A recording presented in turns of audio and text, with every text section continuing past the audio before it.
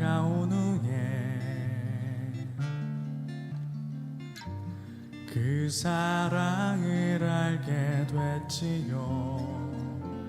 나의 마음에 가르쳐준 것은 함께하는 소중한 사랑. 주님이 곁에 있어준다면, 나의 가는 길 함께 걸어간다면 그 사랑이 나에게 꿈을 주지요.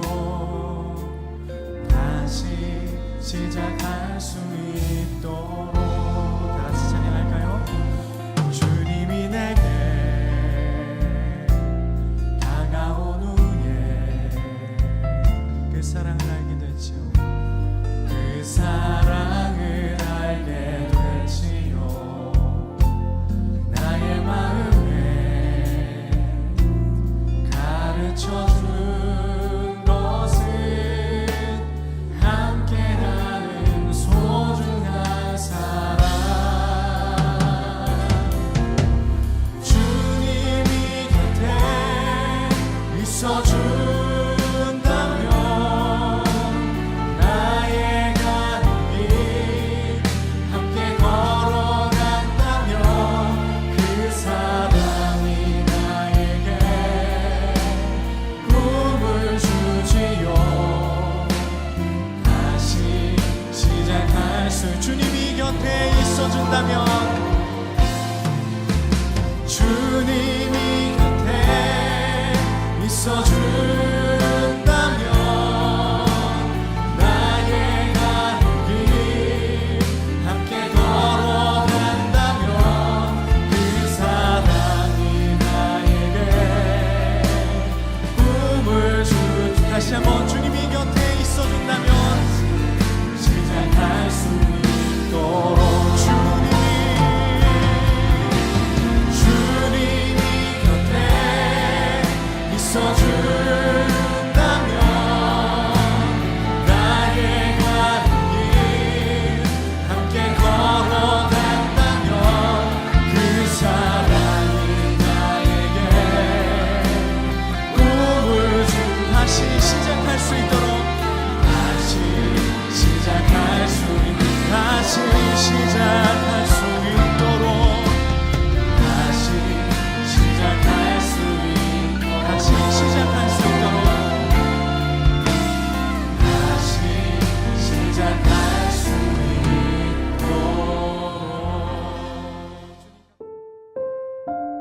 깨어 있으십시오. 너희가 나와 함께 1시간도 이렇게 깨어 있을 수 없더냐. 마태복음 26장 40절. 나와 함께 깨어 있으라. 자신의 개인적인 입장은 다 내려놓고 오직 주와 함께 온전히 깨어 있어야 합니다. 구원받은 후 처음 단계에서는 주님과 함께 깨어 있지 않고 주를 위해 깨어 있을 뿐입니다. 우리는 삶의 상황들 가운데서 성경의 계시를 통해 주님과 함께 깨어 있지 않습니다. 주님께서는 우리에게 겟세마네라는 특별한 상황에서 자신과 함께 하나가 되자고 제안하십니다. 이때 우리는 가지 않으려고 합니다. 싫어요, 주님. 저는 그렇게 하시는 이유를 알 수 없어요. 게다가 너무 힘들어요. 어떻게 우리가 이해할 수도 없는 분과 함께 깨어 있을 수 있을까요? 주님께서 왜 고통을 당하셨는지 이해하지도 못하는 상황에서 겟세마네 동산에서 그분과 함께 깨어있는 일이 과연 가능할까요? 우리는 그분과 어떻게 깨어있어야 하는지 모릅니다. 단지 주님이 우리와 함께 깨어 계신다는 생각에만 익숙해져 있습니다. 제자들은 인간적으로 사랑할 수 있는 최대의 사랑으로 주를 사랑했습니다. 그러나 그들은 주께서 무엇을 추구하시는지 이해할 수 없었습니다. 겟세마네 동산에서 그들은 자신들의 슬픔 가운데 잠이 들었고, 그렇게 친밀했던 3년 동안의 관계에도 불구하고 끝에 가서는 모두 예수님을 버리고 도망쳤습니다. 그들이 다 성령의 충만함을 받고, 여기서 저희는 예수님을 버리고 도망친 사람들입니다. 그러나 엄청난 일들이 그 사이에 발생했습니다. 주님의 죽으심과 부활과 승천을 지난 후에 주께서 말씀하신 대로 제자들은 성령의 임재하심을 체험하게 됐습니다. 성령이 너희에게 임하시면 너희가 권능을 받고, 이후 그들은 그들의 남은 생애 가운데 주님과 함께 깨어있는 것이 무엇인지를 배웠던 것입니다. 김병삼 목사의 매일 만나 365, 오늘은 9월 5일 깨어 있으십시오 라는 제목으로 말씀을 함께 나누어 보겠습니다. 첫 번째 주제, 함께가 어려운 이유. 주님은 나의 최고봉, 이 책의 편집자인 BD의 의도인지 알 수 없지만 9월 3, 4, 5일 묵상은 한 세트로 생각해도 좋을 것 같습니다. 3일 묵상은 자신을 온전히 내어주는 희생, 4일 묵상은 주님과 온전히 하나 되는 진정한 사역에 대하여 말합니다. 그리고 오늘 묵상에서는 그 모든 일을 이루기 위해 깨어 있으라는 권면입니다. 오늘 본문은 겟세마네 동산에서 제자들에게 함께 깨어서 기도하자라고 말씀하시는 주님의 명령입니다. 이 말씀은 불특정 다수가 아니라 십자가를 앞에 둔 상황에서 제자들을 향해 하시는 말씀입니다. 그런데 제자들은 왜 주님과 함께 깨어있지 못했을까요? 챔버스는 그 이유를 이렇게 말하고 있습니다. 구원받은 후 처음 단계에서는 주님과 함께 깨어있지 않고 주를 위해 깨어있을 뿐입니다. 원문을 보면 watch with 그리고 watch for 라고 하는 두 가지 그 표현을 가지고 이야기를 하고 있습니다. 이렇게 해석하면 어떨까요? 처음 예수를 믿고 구원받았을 때는 주님을 기대하며 우리가 주님을 위한다고 하지만 주님께 무엇을 바라는 마음으로 watch for him 이렇게 표현하는 것 같고요. 이 단계에는 아직 이기적이고 자기중심적인 그리스도인 단지 자신이 원하는 것을 위해 깨어서 기도하는 모습을 이야기하는 것 같습니다. 모든 순간과 상황들 가운데 주님과 함께 깨어있지는 않습니다. 겟세마네 동산에서 제자들이 주님과 함께 깨어있지 못했던 이유는 그 상황을 이해할 수 없었기 때문입니다. 주님께서 왜 십자가에서 고통을 당해야 하는지 이해할 수 없었던 제자들이 어떻게 주님과 함께 깨어 기도할 수 있었을까요? 주님을 이해하지 못하는 사람들은 주님이 우리와 함께 깨어 계신 것에는 익숙하지만 우리가 주님과 함께 깨어 있어야 한다는 말은 도무지 생각할 수 없습니다. 이용규 선교사가 쓴 더 내려놓음에 나오는 글이 오늘 묵상을 이해하는 데 조금 도움이 될 것 같습니다. 제가 읽어드립니다. 아직도 마음 깊은 곳에 포기하지 못한 것이 있는가? 힘들어도 끝까지 버리지 못하고 붙잡고 있지 않은가? 우리의 삶 가운데 이것만은 건드리지 말아달라고 막는 영역들이 무엇인지 헤아려 보자. 예수님의 발치에까지 가지고 나갔지만 더는 깨뜨리지 못한 채 여전히 두 손에 꽉 틀어지고 있지는 않은가? 하나님, 저는 깨어지기 싫습니다. 상처받기 싫습니다. 내 체면도 좀 생각해 주세요. 나도 영광을 같이 받고 싶습니다. 나도 적당히 같이 누리면 안 될까요? 그러나 하나님은 단호히 말씀하신다. 내 안에 내가 너무 크면 내가 들어갈 수 없단다. 나는 너에게 가장 좋은 것을 주고 싶구나. 그것이 바로 나 자신이다. 그러나 내 안에 내가 너무 커서 내가 들어갈 자리가 없구나. 내 것을 달라는 이유는 내 것을 빼앗기 위해서가 아니란다. 너를 온전케 하려면 내가 잡고 있는 그것을 깨뜨려야 한단다. 내게 가장 좋은 것을 주고 싶은데 내가 그것을 끝까지 잡고 있으니 줄 수 없는 거란다. 우리 안에 혹시 하나님조차 들어갈 수 없는 영역이 있는가? 이 영역 안으로 주님을 초청하라. 주님이 내 의식 깊숙한 곳까지 들어오셔서 나의 주관자가 되어주셔야 한다. 이때 우리는 주님과 함께 깨어있는 사람이 될 수 있습니다. 우리가 기억해야 될 한 줄 노트. 나를 위해 깨어 계신 주님만 바라지 말고 주님과 함께 깨어있는 내가 되어야 합니다. 두 번째 주제, 성령이 함께 하셔야.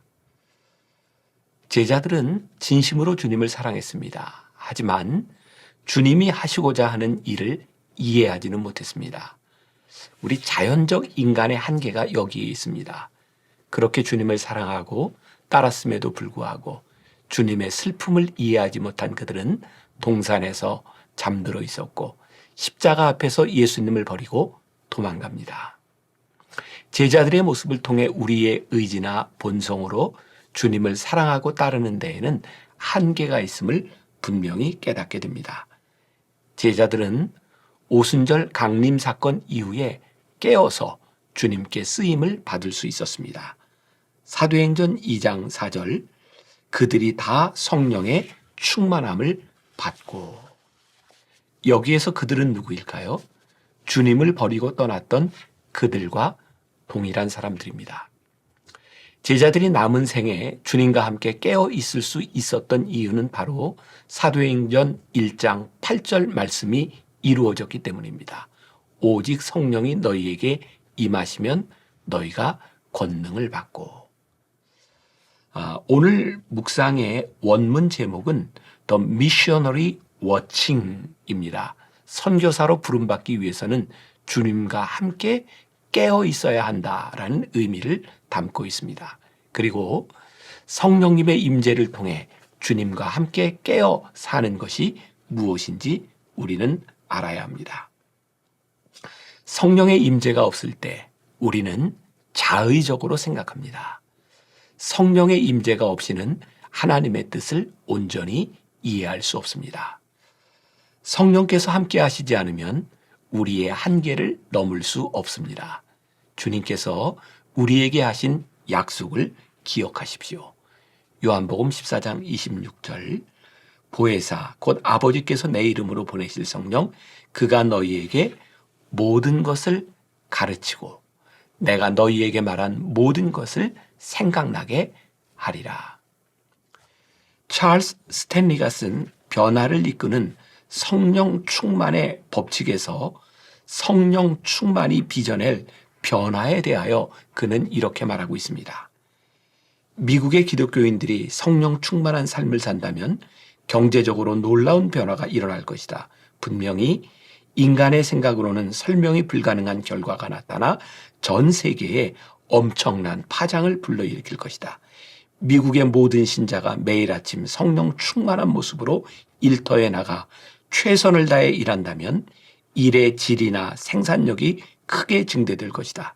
그리고 모든 신자가 하나님을 전적으로 의지하며 올바른 동기로 행한다면 사람들의 태도가 개선되고 사기가 크게 진작될 것이다.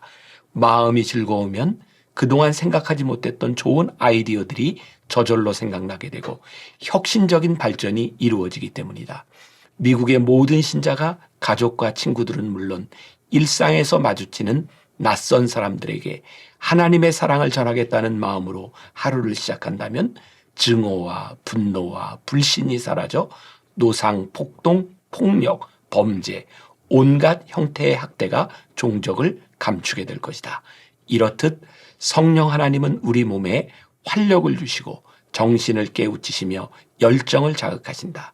성령 충만을 통해 우리 속에 잠재력이 발휘될 것이다. 성령은 우리의 잠재력을 깨닫게 하시고 그것을 온전히 발휘할 수 있도록 도와주신다. 우리가 기억해야 될 한 줄 노트. 성령님이 우리와 함께 하셔야 하는 이유는 그분의 인도하심이 없을 때 우리가 자의적으로 생각하고 행동하기 때문입니다. 오늘 하루 이런 질문을 가지고 살아봅시다.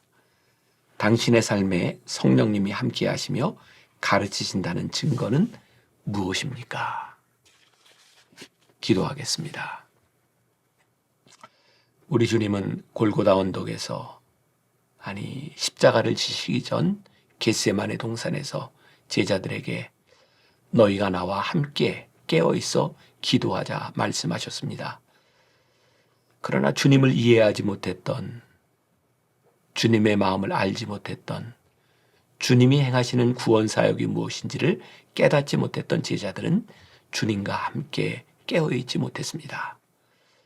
우리는 늘 주님을 위하여 무엇을 한다고 하고 주님이 나를 위해 무엇을 해주실 수 있다고 생각하지만 정작 주님과 함께 걷는 것에는 익숙하지 않은 것 같습니다.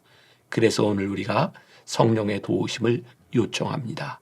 성령님께서 우리 안에 계실 때, 우리 안에 찾아오실 때 주님을 이해하고 주님이 하시는 일을 깨닫게 될 때 주님과 함께 그 길을 걸어갈 수 있는 사람들이 되게 하여 주옵소서.